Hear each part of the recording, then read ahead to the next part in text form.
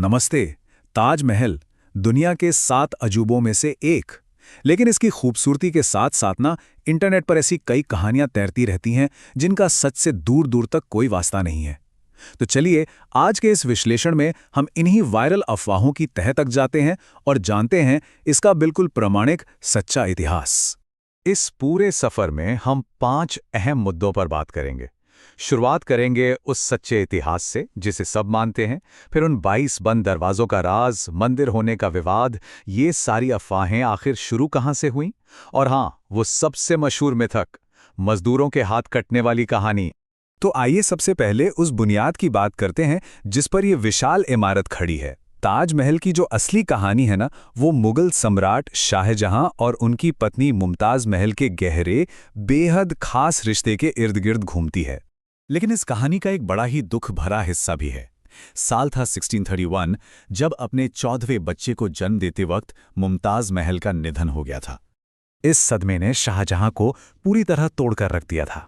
उसी अथाह दुख में उन्होंने अपनी पत्नी की आखिरी आरामगाह के तौर पर इस अनोखी इमारत को बनाने का फैसला किया।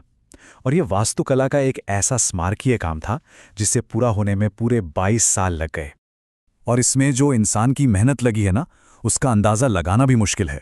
हर रोज़ लगातार लगभग 22,000 मजदूर इस जगह पर दिन रात काम करते थे। ये कोई छोटा मोटा प्रोजेक्ट बिल्कुल नहीं था। देखा जाए तो ये सच में एक वैश्विक प्रयास था। राजस्थान से चमकता हुआ सफ़ेद संगमरमर लाया गया, पंजाब से जैस्पर, और सिर्फ यही नहीं, चीन से जेड और अरब से कारेलियन जैसे बेशकीमती पत्थर यहाँ लाए गए, और इन सबको ढोने के लिए 1000 से ज़्यादा हाथियों का इस्तेमाल हुआ था। है ना बिल्कुल हैरान करने वाली बात? तो खैर, ये तो था वो इतिहास जो किताबों में दर्ज है। लेकिन अब आते हैं उन आधुनिक अफवाहों पर जो रोज सुनने को मिलती हैं। शुरुआत उन याचिकाओं से करते हैं जिनमें लगातार ये मांग की जाती है कि तहखाने के दरवाजे खोले जाएं, ये ढूंढने के लिए कि कहीं वहां मूर्तियां तो नहीं छिपी हैं। अभी हाल ही की बात है, इलाहाबाद हाईकोर्ट ने ऐसी ही एक याचिका को सीधे तौर पर खारिज कर दिया। अदालत ने साफ साफ टिप्पणी की कि ऐसी मांगें जनहित याचिका सिस्टम का मजाक उड़ाने जैसी हैं। अगर हम सीधे भारतीय पुरातत्व सर्वेक्षण यानी ASI की माने तो वहां कोई गुप्त कमरे हैं ही नहीं। दरअसल ये सिर्फ संरचनात्मक बेसमेंट कॉरिडोर हैं। मुगल वास्तुकला में ऐसे मेहराबदार रास्ते इमारत के भारी वजन को संभालने के लिए बनाए जाते थे, और इन्हें बंद इसलिए रखा जाता है ताकि हर रोज जो 1 लाख से ज्यादा लोग यहां आते हैं, उनकी भीड़ से इन हिस्सों को कोई नुकसान ना पहुंचे। बस इतनी सी बात है। चलिए अब एक और बेहद आम दावे की तरफ बढ़ते हैं। 2015 की एक याचिका में यह दावा किया गया था कि यह स्मारक अचानक से एक मकबरा नहीं, बल्कि 13वीं सदी का एक मंदिर थी जिसे तेजो महाले कहा जाता था। इस पर भी सरकार और ASI दोनों ने ही आधिकारिक तौर पर इस दावे का पूरी तरह से खंडन किया है। उन्होंने उस दौर के लेखों और विशेषज्ञों द्वारा जमा किए गए ऐतिहासिक दस्तावेजों का हवाला दिया जो इन दावों को सिरे से नकारते हैं। जयपुर सिटी पैलेस में आज भी ऐसे रिकॉर्ड्स मौजूद हैं जो इस बात की तस्दीक करते हैं कि 1633 में शाहजहां ने राजा जयसिंह के साथ 4 महलों की अदला बदली करके ये जमीन हासिल की थी। तो मंदिर चुराने वाली जो थ्योरी है ना, वो यहीं पूरी तरह बेबुनियाद साबित हो जाती है। अब यहां एक बड़ा सवाल उठता है, जब ऐतिहासिक रिकॉर्ड इतने सटीक और स्पष्ट हैं, तो व्हाट्सएप यूनिवर्सिटी वाली ये रहस्यमयी कहानियां आखिर गढ़ी किसने? अगर इन दावों की जड़ तक जाएं, तो एक नाम सामने आता है, P.N. ओक। ये एक इतिहास प्रेमी थे जिन्हें बिना किसी ठोस सबूत के बस अपने हिसाब से इतिहास को दोबारा लिखने में बड़ा मजा आता था। देखा जाए तो एक असली इतिहासकार उस दौर के ग्रंथों, आधिकारिक दस्तावेजों या कार्बन डेटिंग जैसे वैज्ञानिक तरीकों पर भरोसा करता है। लेकिन ओक साहब का तरीका बिल्कुल अलग था।